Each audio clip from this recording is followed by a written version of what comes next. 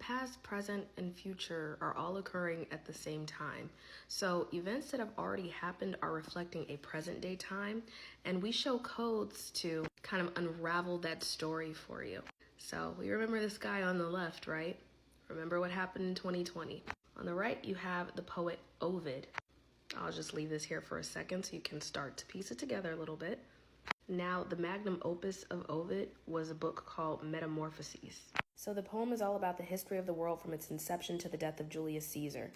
Now, it would probably take me all day to start to unveil how the Roman times are now converted into most of current day America through our banking systems, through our agricultural systems, as well as our healthcare industries. But I'm going to keep it simple for you so you can start to unravel the puzzle for yourself. The word metamorphosis is the biological process from which an organism transforms from one to another.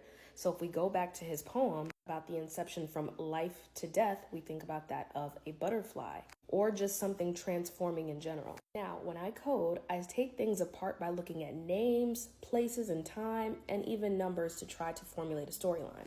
I'm kind of afraid to say his name because I think they'll block my video. But this surname was derived from the Sicilian word for sickle. Now that's very interesting because when we're talking about reaping and harvesting and that was either a scythe or a sickle. Kind of interesting to see someone who's holding something similar.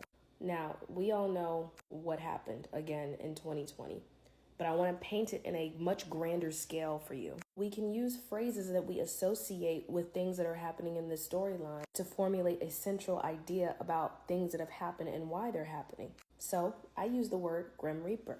I also used that particular name, and I used the other name for that particular virus. They all seem to have similar coding. Could call it coincidence. I'm sure you all also remember this when someone noticed that the Grim Reaper was walking around the royal coronation. Nobody puts anything out there that they don't want you to see. And so what happened in 2020 when we really think about it in terms of metamorphosis? Here's a picture of Narcissus getting lost in his own reflection.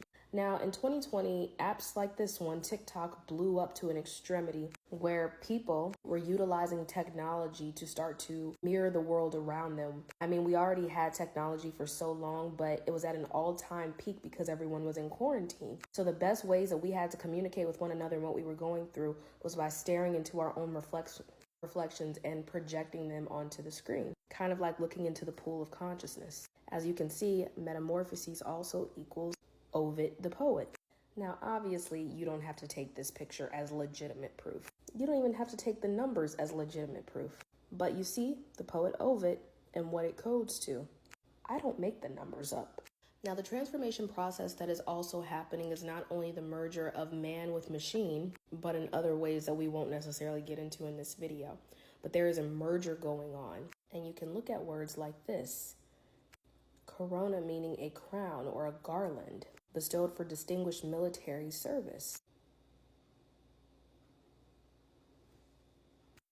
Now, phonetically, there's a word similar to corona, cornea, which is the anterior part of your eyeball. Now, when we're receiving information through technology, meaning any kind of programming that is fed to us comes directly through our mind's eye first, hence Apple iPhone, Windows. And the eyes are the what? The windows to the soul. Now, when you infiltrate that process, kind of like Miss L. Driver here from Kill Bill, you're putting someone to sleep.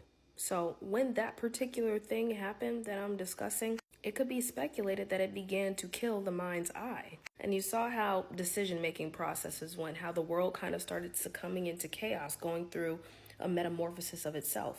I also want you to know that patch she had on her eye represents the cross or a tesseract. And what's being resurrected, per se, on said tesseract? The consciousness, like the Christ consciousness. But don't want to go too deep. I want to keep it as simple as I can. Data is driven by the memories of the past, or what we consider to be the past coming into the present. So as you see Narcissus here looking into his reflection, and we know that metamorphosis is about the cycle of inception from life to death, you could also consider how technology has now created this new kind of death through the internet or Indra's net, where people are caught up in the web, lost in their own reflection, not really understanding what's happening in the outside world or what they're even looking at. And without that ability to use the mind's eye or the crown chakra, their awareness is kind of shut down, which is why you see people so desperate running around, kind of just, acting a little bit loopy.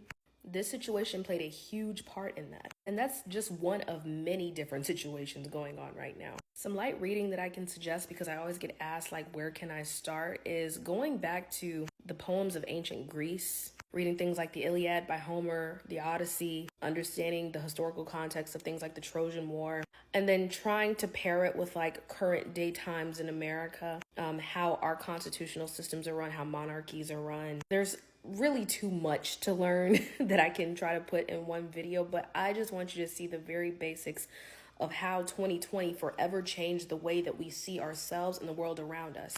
And as everyone began descending through the chaos, they were rebirthed into a new world. So that great reset you always hear everybody talking about, it's literally the process of rebirth. This is why the pelvis of the woman, when it opens, looks a little bit like angel wings. So we're descending from Dante's Inferno through the 9 circles of hell to be reborn right back into the chaos again. So when that happened, it was cutting off the ascension process. We're descending, but we want to ascend again. So that means allowing the light information to come back in through our eyes so that we can perceive the world around us and just kind of become more aware of what's going on. So hope this helps.